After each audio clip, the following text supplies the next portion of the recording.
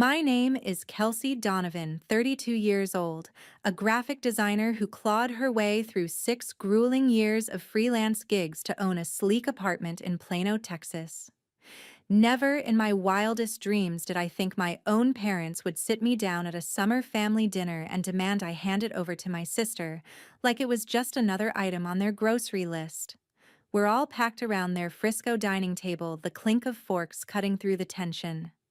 Mom, with her usual air of finality, says, "Your apartment is the perfect gift for your sister. She's got big plans and you can always rent something cheap."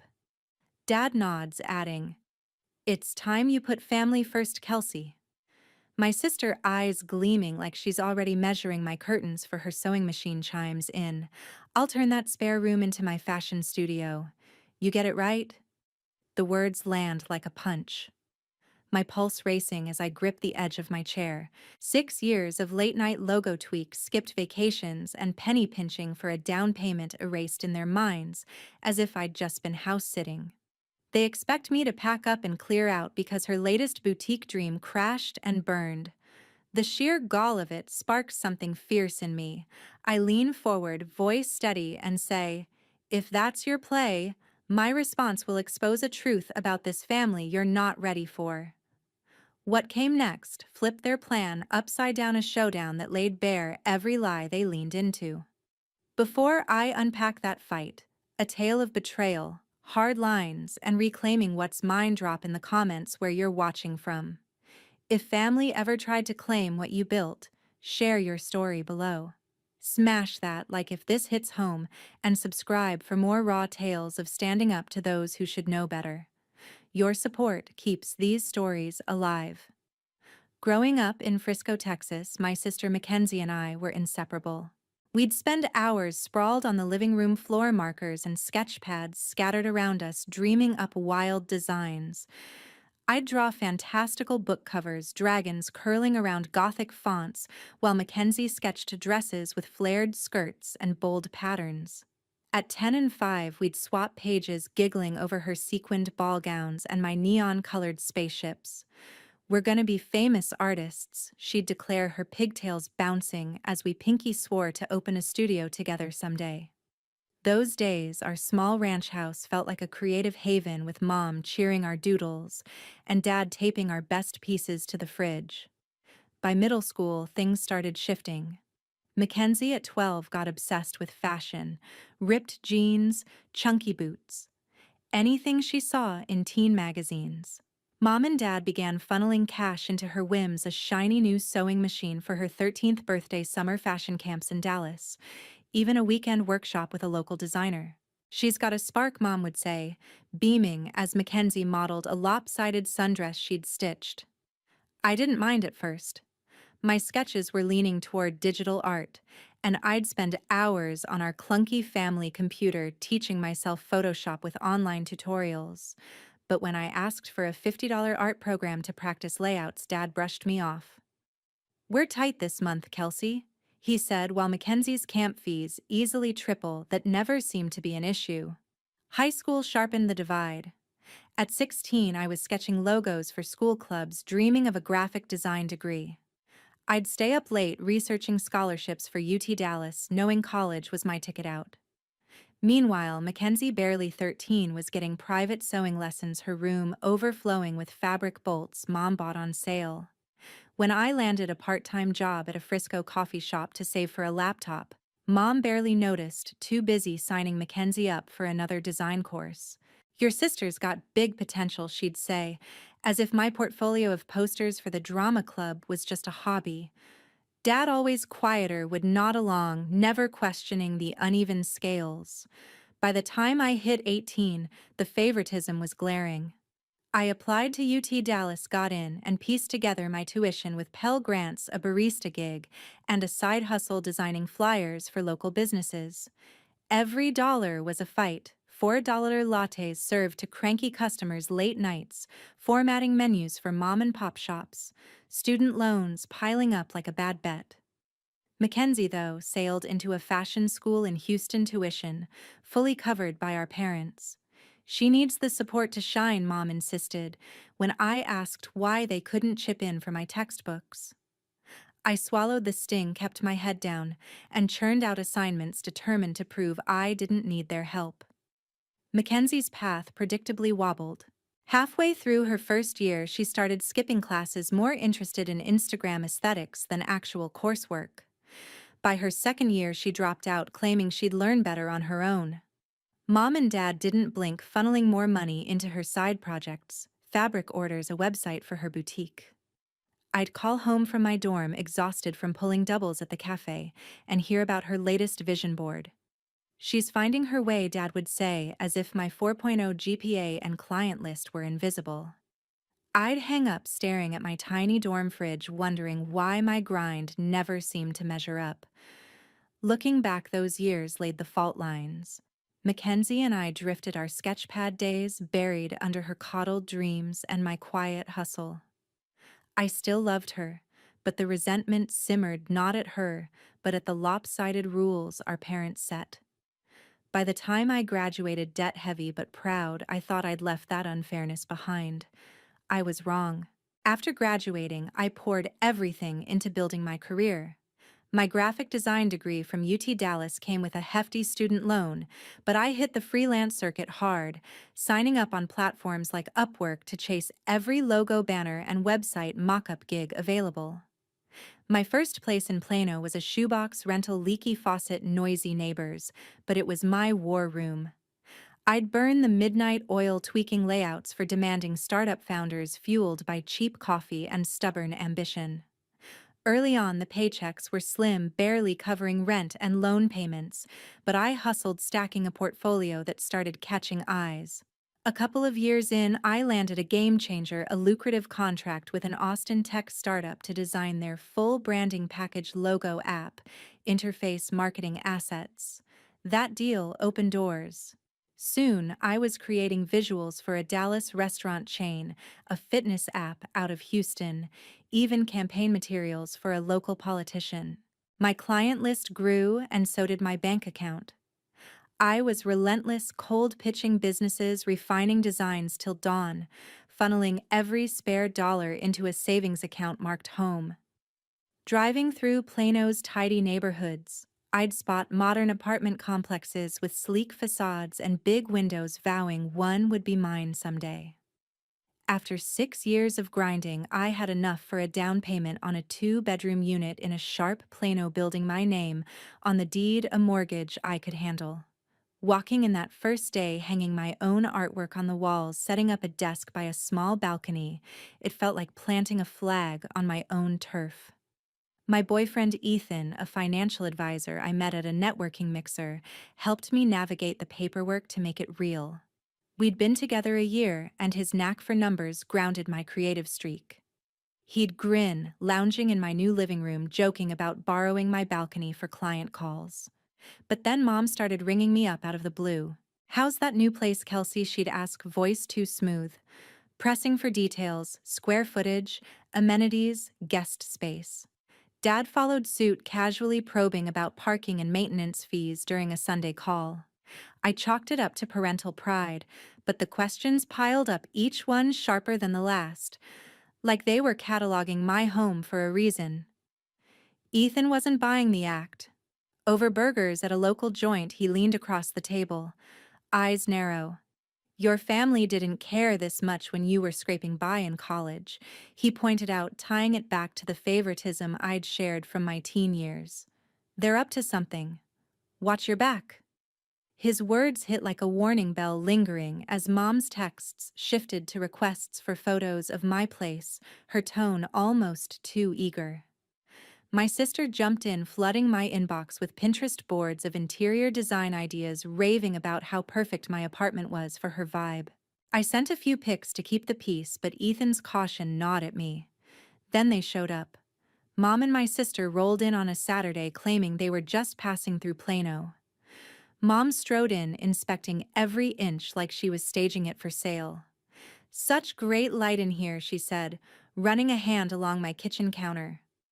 My sister, clutching a tape measure, started sizing up my windows, muttering about how the space would work perfectly for a vision board wall. I stood frozen arms folded as she paced my living room like it was already hers. This is my home. I snapped sharper than intended. Mom laughed it off, saying, "We're just so proud of you," but her quick glance at my sister felt calculated, like they were reading from the same script. Ethan, dropping by with takeout, caught the vibe and shot me a knowing look, his earlier warning now loud and clear. That visit left me rattled.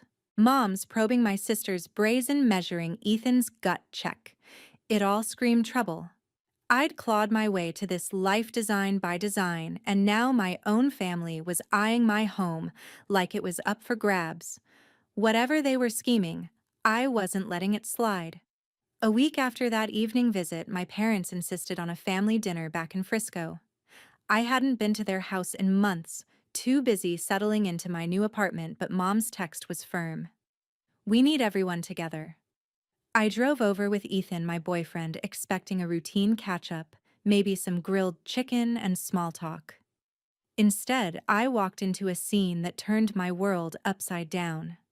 The dining room was set like always, same chipped plates, same faded tablecloth from my childhood. Mom bustled around piling cornbread and green beans onto platters while Dad carved a roast, his knife scraping the cutting board. My sister lounged at the table, scrolling her phone, barely glancing up as I sat down. Ethan squeezed my hand under the table, sensing the odd vibe. We made it through the first course, swapping light stories about work and Ethan's latest client wins, but the air felt heavy, like everyone was waiting for a cue. Then Mom dropped the hammer. She set her fork down, leaned forward, and said, "Kelsey, we've been thinking. Your apartment would be the perfect family gift for your sister." My jaw tightened, but she kept going, calm, as if discussing the weather. "She's got big plans for her fashion line, and that space is ideal. You're doing fine. You can find another place." Dad nodded, wiping his mouth with a napkin. "It's time you stepped up for family," he said, his tone final, like I'd already agreed. My sister perked up, eyes gleaming. "I'm picturing the spare room as my sewing studio," she said, swiping through her phone to show a sketch of my living room now cluttered with mannequins and fabric rolls. "It's perfect for my brand reboot." "You're cool with it, right?" I stared at them, my pulse hammering. My apartment, my reward for years of late nights, scrapped vacations, and every design I'd bled for was being handed over like a spare key. Ethan's grip on my hand tightened, but I didn't need his cue to speak. "That's my home," I said, voice low but steady. "I worked for it. It's not up for grabs." Mom's smile faltered, replaced by a sharp edge. "Don't be selfish, Kelsey," she snapped. "Your sister needs this more than you do. You've always been the one who lands on her feet." Dad piled on, his voice gruff. "We raised you to put family first. This is what that looks like." Ethan couldn't stay quiet. "Hold on," he said, leaning in. "Kelsey earned that place. You can't just demand she give it up." Mom's eyes narrowed, cutting him off. "This is family business, Ethan. You're not part of it." The jab hit hard, and I felt my cheeks burn, not just for me, but for him, dismissed like an outsider after a year of being my rock. My sister, oblivious, kept rambling about her vision for my balcony, how it'd be great for product photos. Each word was a spark to my fuse. I pushed my chair back, the scrape loud against the hardwood. "You don't get to decide what's mine," I said, locking eyes with Mom, then Dad, then my sister. "You think this is about family? It's about you taking what I built because it's easier than fixing her mistakes." The room went silent, their faces frozen. Mom's lips pursed. Dad's brow furrowed, my sister's phone finally still. I didn't wait for a comeback. "I'm not moving out," I said, standing. "Not now. Not ever." Ethan stood with me, his hand on my back, and we walked out, the front door clicking shut behind us like a slammed book. Driving back to Plano, my hands gripped the wheel so tight my knuckles whitened. Ethan didn't push me to talk, just sat quietly as I processed the betrayal. They'd given me a short deadline to vacate, as if my life was a lease they could cancel. But that dinner wasn't just a demand, it was a line in the sand. I'd spent years proving I could stand on my own, and no amount of guilt trips or family lectures was going to strip that away. I was done playing their game. The weeks after that dinner felt like a pressure cooker. My phone buzzed relentlessly. Mom's voicemails, Dad's clipped texts, my sister's late-night messages all hammering the same tune. I was letting the family down. Mom would call during my lunch breaks, her voice syrupy with guilt. Kelsey family comes first, she'd say, painting me as the villain for not handing over my apartment. Your sister's counting on you to step up. Dad's texts were sterner, blunt demands to think about what's right. My sister, meanwhile, sent paragraphs about her fashion dreams, how my spare room was the key to her big break. Each message felt like a jab, twisting the knife of obligation deeper. I tried to keep my head down, focusing on client deadlines, logos for a new Dallas bakery, a website revamp for a Fort Worth gym. But the barrage didn't stop. Mom left a voicemail one evening, her tone sharp. "You're being selfish, Kelsey. We didn't raise you to put yourself above your sister." My sister followed up with a photo of a sewing machine captioned, "This would fit perfectly in your guest room." I'd stare at my phone, jaw tight, fighting the urge to fire back. Ethan. My boyfriend saw me unraveling. Over coffee at my place, he set his mug down and said, "They're not asking, Kels. They're bullying you." His words cut through the fog, but I still hoped it was just overzealous family loyalty, not something darker. Then came the bombshell. I got a call from Aunt Barbara, Mom's older sister, who'd always been a neutral voice in our family chaos. She and Uncle Gary invited me to their house in Allen for brunch, a rare request. Over pancakes, Barbara leaned in, her voice low. "Your parents are in deep trouble," she said, glancing at Gary for backup. He nodded, stirring his coffee. "They sank a lot into your sister's online boutique," he explained. "It tanked, and now they're drowning in debt." Barbara added, "They've been scrambling to cover it, but it's bad. They won't admit it, but we heard them talking about your apartment as a way to bail themselves out." My stomach dropped. The pieces clicked. Mom's probing calls, my sister's brazen plans, the sudden push to gift my home. They weren't just favoring my sister, they were betting my future to fix their mistake. I drove home in a daze, replaying every guilt trip, every demand. Ethan was waiting at my apartment, and when I spilled what Barbara and Gary said, his face hardened. "This isn't about family," he said, pacing my living room. "They're trying to use your place to clean up their mess." He stopped, looked me square in the eye, and said, "You need a lawyer, Kelsey. Someone who knows property law. I know a guy, Derek. He's sharp, specializes in real estate. You can't let them strong-arm you." I nodded, my resolve hardening. I'd spent years building this life, and I wasn't about to let it be a pawn in their financial gamble. That night, I started digging. I pulled up my sister's old boutique website, long abandoned but still online. The splashy homepage screamed ambition, bold fonts, glossy photos of her designs, but the Shop Now button led to a dead end. I remembered Mom hyping it up years ago, how they'd poured money into inventory and marketing.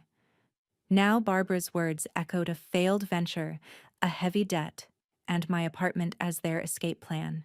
I found Derek's contact in Ethan's phone, a lawyer with a no-nonsense reputation, and sent him a message laying out the basics. My family's demand, their debt, my refusal to budge. His reply came fast. "Sounds like they're banking on your compliance. Let's protect your asset." The weight of it all settled in. Every call, every text, every plea about family was a calculated move to offload their burden onto me. I wasn't just fighting for my home, I was fighting for the right to keep what I'd earned. My sister's dreams. My parents' bad bets didn't get to rewrite my story. The next morning, my phone pinged with an email that made my stomach drop. The subject line read, "Property Transfer Agreement," and the attached document claimed my sister Mackenzie was the rightful owner of my Plano apartment. The text was formal, stamped with a notary seal, stating I'd agreed to relinquish the deed as a family gift. My hands shook as I scanned the pages. My signature was there, but I'd never signed anything like it. It was a forgery, blatant and sloppy, but the audacity hit like a punch. I forwarded it to Derek, my lawyer, with a single line: "This isn't real. Help." I was at my office, a shared co-working space in Dallas, when the storm hit. I'd been pitching a rebrand for a local coffee chain, my laptop open to mock-ups, when Mom, Dad, my sister, and a woman I vaguely recognized stormed in. The woman, Brianna, my sister's old business partner from her failed boutique, clutched a folder, her face smug. Mom led the charge, her voice loud enough to turn heads. "Kelsey, we need to settle this. Now," she said, slamming the same forged document onto my desk. "You agreed to give your sister the apartment. Sign it over, or we're done." Dad stood behind her, arms crossed, nodding like a silent enforcer. My sister chimed in, waving her phone. "I've got plans for that space," she said. "It's perfect for my new collection. Don't make this harder than it needs to be." The room went quiet, my coworkers glancing over their keyboards still. Brianna stepped forward, tossing her hair. "Your parents and I are tied up in some financial trouble from the boutique," she said, her tone clipped. "Your apartment clears our debts. It's only fair." I stared, my mind racing. This wasn't just about my sister's dreams. It was a calculated move to dump their failed venture's fallout on me. My pulse pounded, but I kept my voice steady. "I never signed that," I said, pointing at the document. "That's fake, and you know it." Before they could respond, I called Derek, putting him on speaker. His voice cut through the tension. "I've reviewed the email," he said. "That document's a fraud. No legal weight. Kelsey's deed is clean, and I'm prepared to file charges for forgery if you push this." Mom's face reddened, but my sister doubled down, raising her voice. "You're so selfish, Kelsey. This is for the family." The accusation stung, echoing years of their favoritism, but I wasn't backing down. My coworkers were now openly staring, one reaching for her phone, likely ready to call security. I texted Ms. Linda, the property manager at my apartment complex, attaching the forged document. She replied within minutes. "Checked your file. Your deed's in order, no transfer recorded." "That paper's nonsense." I held up my phone, showing her message to the group. "It's over," I said, my voice firm. "This is my home. You don't get to rewrite my life to fix your mistakes." Brianna scoffed, but Dad shifted uncomfortably, his eyes dropping. Mom, though, wasn't done. She stepped closer, her finger jabbing the air. "You're turning your back on us," she hissed, "after everything we've done for you." Ethan, who'd been at a client meeting nearby, walked in just then, catching the tail end of Mom's tirade. He didn't hesitate. "Enough," he said, his voice calm but cutting. "You're in her workplace making a scene. Leave, or I'm calling the police." My sister rolled her eyes, muttering about outsiders, but Brianna tugged at her arm, sensing the tide turning. Derek's voice crackled through the phone again. "I'm drafting a cease and desist letter," he said. "Any more stunts like this, and you're facing a lawsuit." The threat landed hard. Mom's jaw tightened, but she grabbed her purse. Dad followed, silent, avoiding my gaze. My sister lingered, glaring, before Brianna pulled her out. As they left the office, air felt heavy, my coworkers whispering as I sank into my chair. Ethan squeezed my shoulder, his presence steadying me. The forged document, their brazen confrontation, it was their last-ditch effort to bully me into submission. But I'd held my ground, armed with the truth and allies like Derek and Ms. Linda. My home was mine, and I wasn't letting their desperation take it. A few days later, I knew my family was a chapter I had to close. Derek, my lawyer, acted fast. He sent a cease and desist letter to Mom, Dad, my sister, and Brianna, spelling out in no uncertain terms that my apartment was mine, backed by airtight paperwork. He'd cross-checked the deed with the county records, confirming no transfer, no loopholes, no chance for their forged document to stand. The letter warned of legal consequences if they tried another stunt. I didn't get a reply, but the silence spoke volumes. They'd run out of moves. Not long after, I heard through Aunt Barbara that my parents' house in Frisco had gone into foreclosure. Their gamble on my sister's failed boutique had caught up, draining their savings and leaving them underwater on their mortgage. Mackenzie, meanwhile, was back in Frisco living in their guest room after her latest fashion venture fizzled. Barbara mentioned tense fights with my sister, blaming mom and dad for not securing my apartment to bail her out. Their plan to use my home as a financial lifeboat had sunk, and now they were turning on each other. I felt a pang of guilt. Nobody wants to see their family crumble, but it faded fast. They'd chosen this path, not me.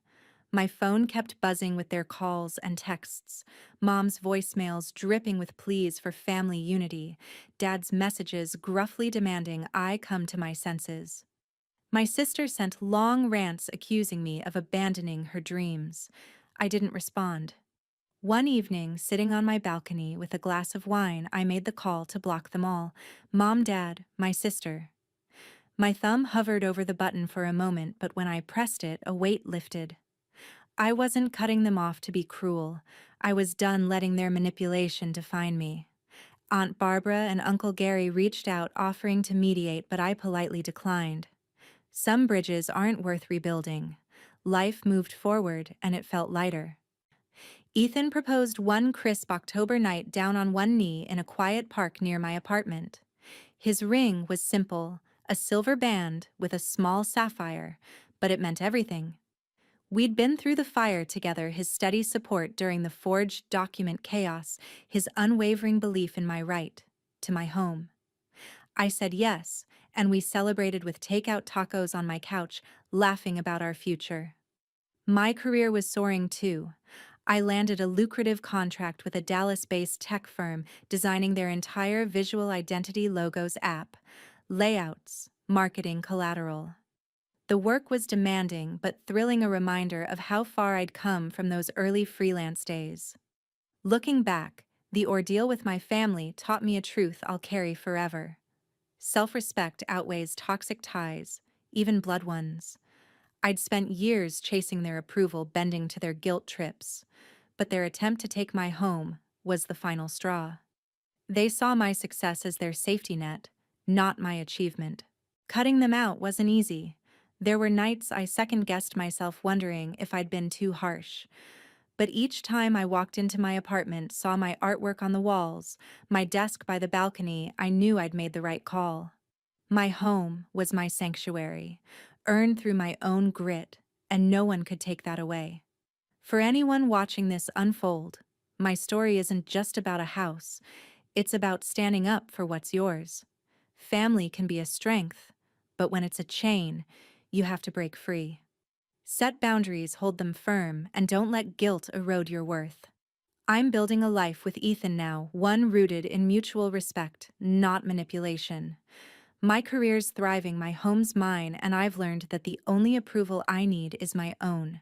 That's the freedom I fought for, and it's worth every battle.